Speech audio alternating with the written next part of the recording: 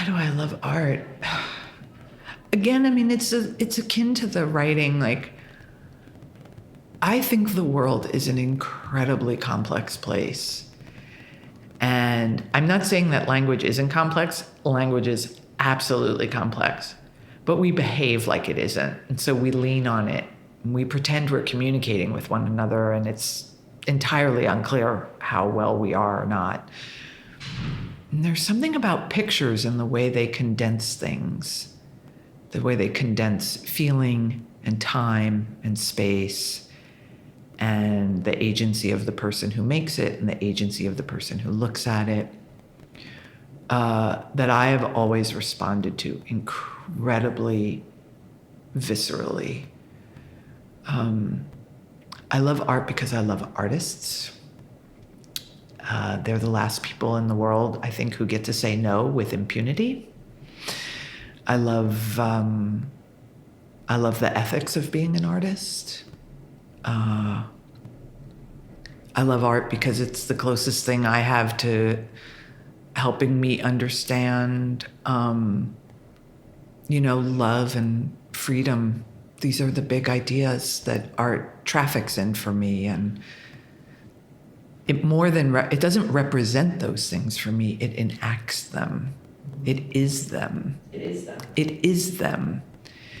It's not a picture of love. It is love. It's not a picture of freedom. It is freedom. And I have always been very interested in being near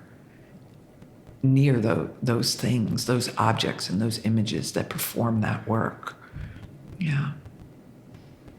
Thank you. I agree with you. And I think that is like the essence of what I hope to do now, is to share that truth with more people. Mm-hmm. Because once you know it, once you can even get like a whiff of it, right? It's seductive.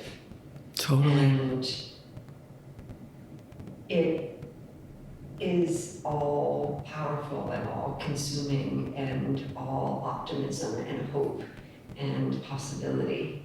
It's everything. It's everything. And it's also, it's all those things, partly also because it's time travel.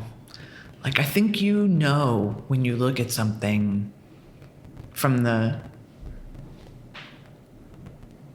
ancient period, that it's coming to you from another time. That's extraordinary.